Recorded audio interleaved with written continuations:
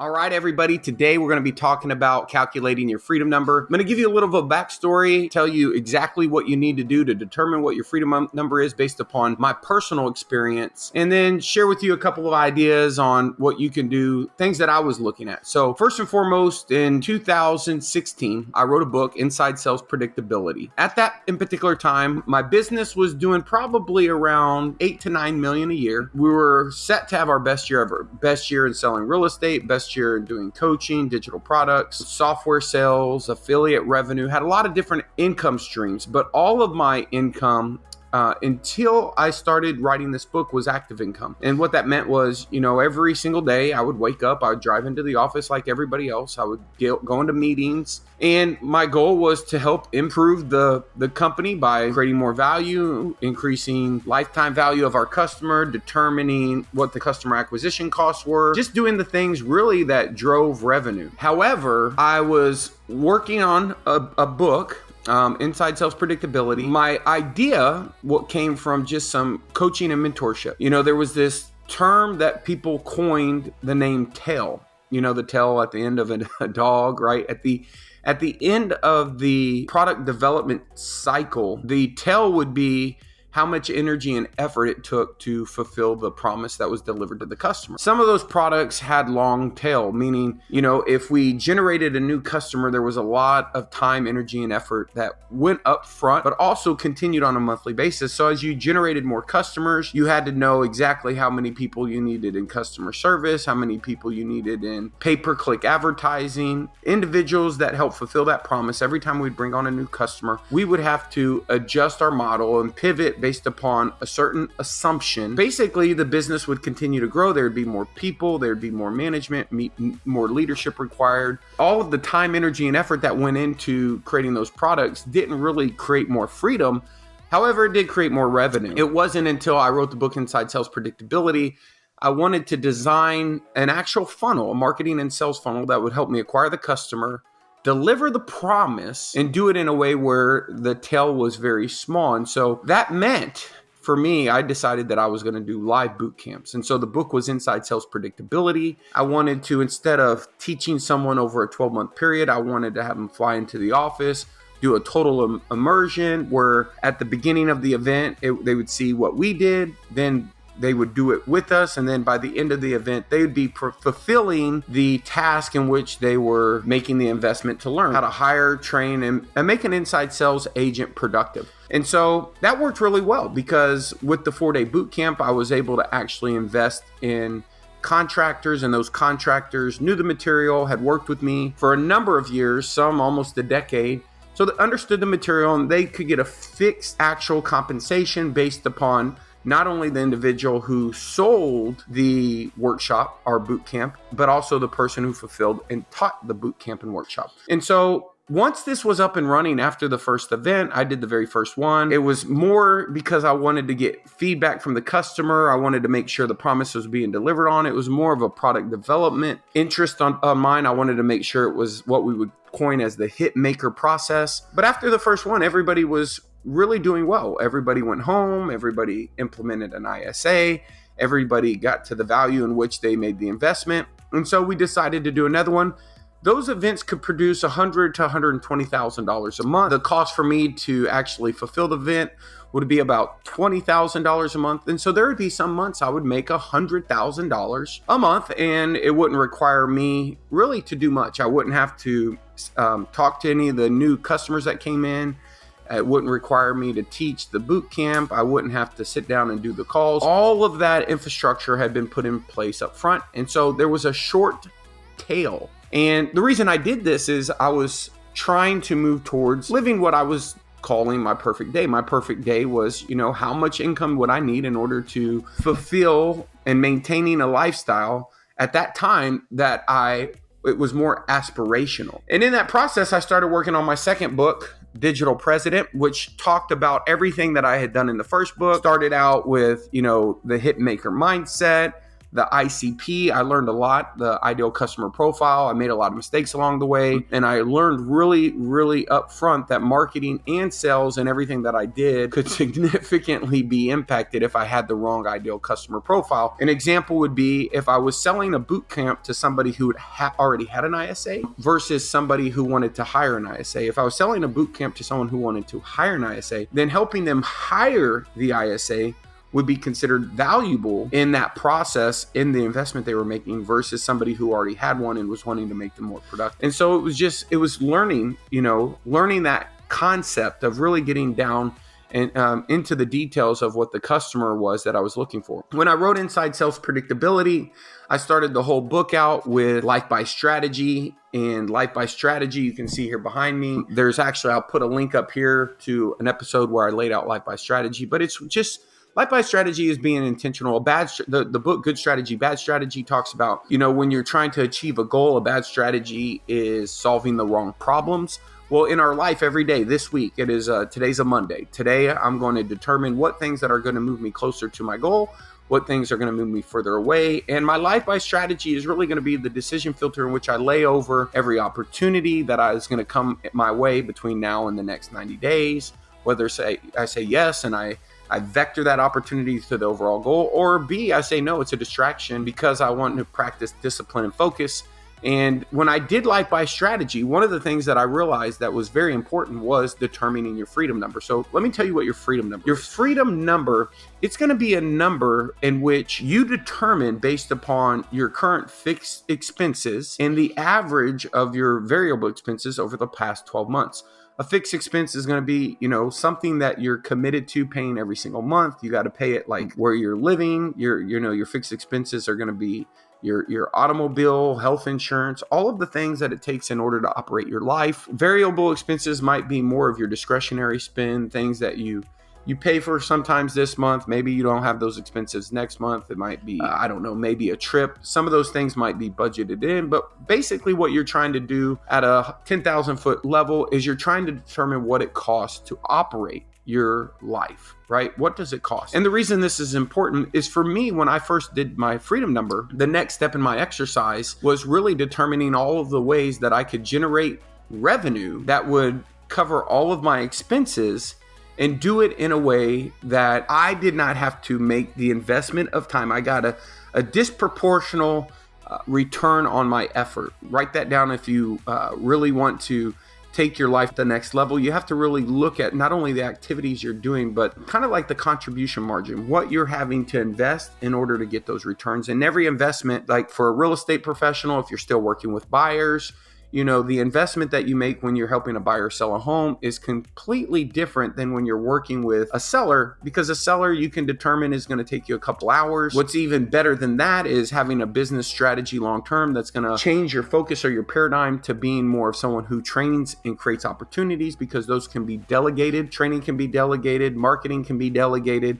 Creating opportunities for the people that are trained are ways that you can get leveraged income, not just transactional income. Transactional income would be what most people are faced with, meaning every month they start on the first. They have to personally create a transaction, or they have to have other people create transactions, but transactions that require time, energy, and effort on their part in order to transact. Really, at the end of the day, every single month you're starting at zero. So the goal in determining your freedom number, again, it's understanding that you're looking not only to determine what the number is, but then also when it comes to determining a freedom number, you want to evaluate all the things that you currently can do that can help you generate income into your business and do it in a way where it's giving you a disproportionate return on time. For me, obviously, in 2017, after writing the book, Digital President, writing the chapter, which was Life by Strategy, where we talked about all of the different things to identify the life that you wanted to live. Transactional income, it's again ending back at zero and being at zero every single month, where you have to then make an investment of your time, energy, and effort to generate the revenue. We call that the transactional treadmill. So what I want you to do is, once you've determined your freedom number, then think about all of the different things that you could do to create revenue and where you can get a disproportionate return on your time. I found that in 2017 with eXp Realty. I had already written the book digital president. I had already determined that I wanted to live my life by strategy. For me, my backstory was I had 3 little boys. I actually have a little girl who's on the way. I just felt guilty. I felt guilty, when a meeting would be running long and I had made a commitment that was,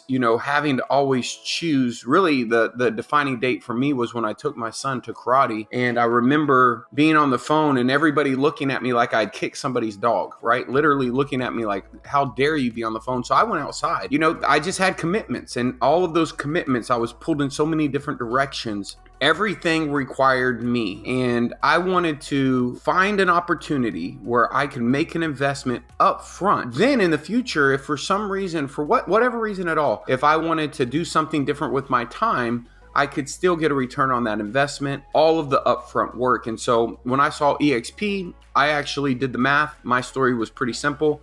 I'd already been exposed to the offer. Admittedly, didn't believe it. Didn't believe that the opportunity was what it was presented to be. At that time, I had a lot of experience building out economic models. I had a very robust financial department with people with lots of skills. And so we had come up with ideas, and we had coined the phrase getting rich on a spreadsheet. So when I was first presented with the XP opportunity, I thought there's no way that this, perfecting something that accomplished this, which was helping the company grow, and helping the company grow, I would get paid for everybody that I brought onto the company and everybody that they brought onto the company, which all of us are familiar with these models. There's people, some of the major franchises in our space offer this same compensation, but instead of being profit share, it was revenue share. So it was off of the top. So it was differentiated. And I did believe that if I did the work, let me take that back. I did believe that I could help agents come over to the company, but I had to make sure that it was going to be something that I truly believed in, right? That I would be bringing them into something that was going to be better for them, not where I was going to bring people over and they were going to be frustrated. It was going to damage my brand, my personal brand of introducing people to things that actually did not help them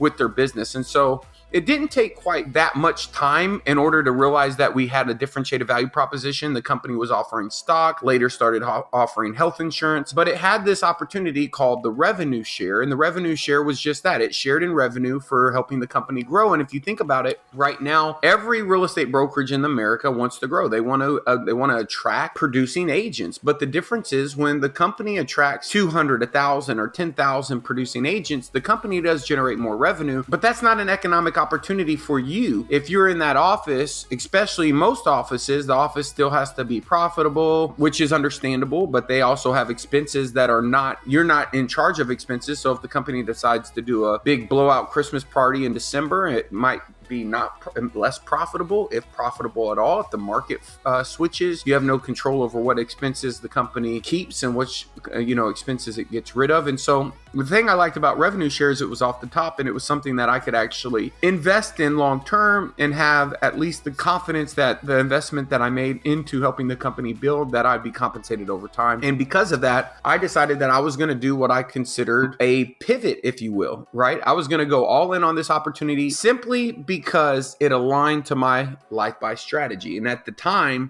I do, looking back, think that my life by strategy would have been a great strategy, because number one was going to be to buy a lot of real estate. And as you know, if I would have bought a lot of real estate in 2016, 17, even 18, which I did not, but if I would have, we all know that most real estate, especially the real estate in the markets that I was looking to buy in, which is the markets that I lived, have went up considerably. But it was that regardless if I would have done that, regardless if I would have decided to do another book funnel and, maybe bought real estate and then taught other agents how I bought real estate, taught them how I found the homes, how I remodeled the homes, taught them how I financed the properties, how I sold the properties, whatever it is, whatever I was doing to create a better life for myself, I could have then written a book, shared that, created a product, done a boot camp with Little Tell, mainly been able to get the time back so that I could invest it in doing the things that I felt like were things that I wanted to do, which was coach football, spend time with my kids, go to the lake, things that everybody wants to do. However, EXP was different because it had exponential growth, because it wasn't only through my efforts, it was through the efforts of other people. And so I had to come around and do an economic model based upon assumptions of what I thought an agent would be worth over time, taking in consideration that not every agent sells a bunch of homes, but in the model, the agent had a fixed value. So everyone that I brought to the company,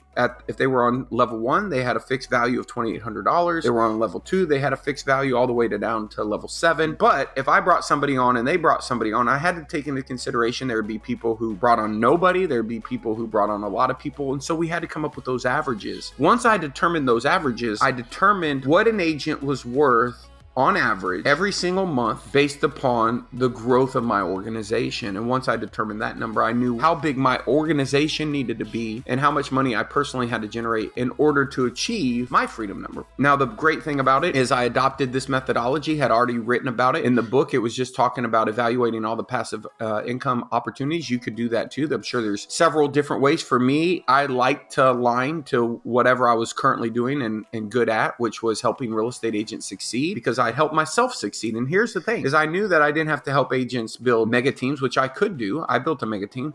I could help agents get to 25 deals. I could help agents get to 50 deals. I could help agents get more listings. I could help people get their real estate license. It didn't matter. I had to have an ideal client that I was going to make a promise to that I knew I could fulfill. And I had to be compensated in a way that I could be disproportionately compensated, where, you know, it's really passive income. And I wouldn't say that the money is entirely passive, right? I've heard different metaphors of passive income being like, you know, you plant the tree, you water it, but at some point the tree gets big enough to produce fruit that can feed you forever. But even then, you want to prune the tree, you still want to water the tree, you want to make sure that the tree is taken care of. So, you know, but it is income that comes on a monthly basis. It's at a disproportionate return on the time that I invest. And the best part is I committed to investing a lot of time. I still invest a lot of time because I still want to grow. I far exceeded my freedom number. And the thing after my freedom number that I had personally created was a lifestyle number. Lifestyle number was really taking your perfect day and identifying if you could live your perfect day every day, whether that was waking up, getting in a cold plunge, having certain people around you, traveling a certain way, anything that you could do on your absolute perfect day, having a chef make your meals, make you a cold press, get a massage, have a personal trainer, you know, maybe you have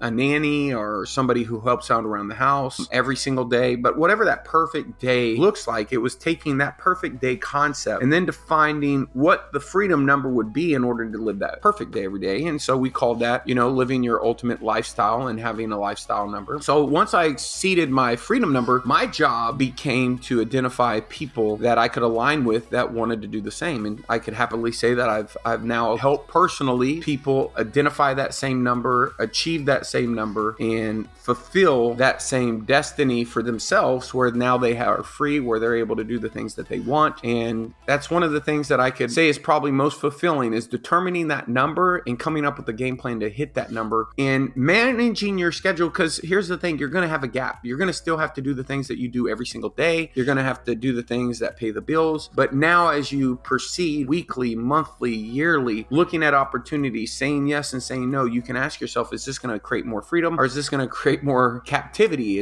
Am I building a higher wall? And I can tell you, as you increase your spend, as you increase your monthly obligations or responsibilities, the money that you have to generate transactionally goes up, which really is creating less freedom because you have to produce another transaction. And, you know, that's really at the heart. I remember saying, at one time I had 4 Hummers, and I remember saying, and an H3, and I would say, yeah, let's buy another one. You just got to sell another house. It's not a big deal, right? But it is a big deal. It is a big deal if you want to become free, because now you start weighting your life down with all of these different expenses. If you can start building your passive income and get it to exceed your monthly responsibilities, financial responsibilities, then you can start investing on the things that you want to invest, whether that's investing time or money. That's what the freedom number is. I hope this video was helpful. Determine your freedom number. I'd love for you to share your freedom number in the comments below. But here's the thing, I can promise you this. My freedom number was it was pretty big, and I know it was under $400 coming in monthly that I worked very little for. That number, whatever my total freedom number was, I now earn that per day. What my freedom number was per month, in fact, my ultimate lifestyle number per month, I now earn per day. And I did that by identifying the number, making decisions on a daily basis that would help me move closer there, but most importantly, finding that vehicle that was going to allow me to earn revenue and get compensated for not only what I did on the front end, but over time, earning that what you could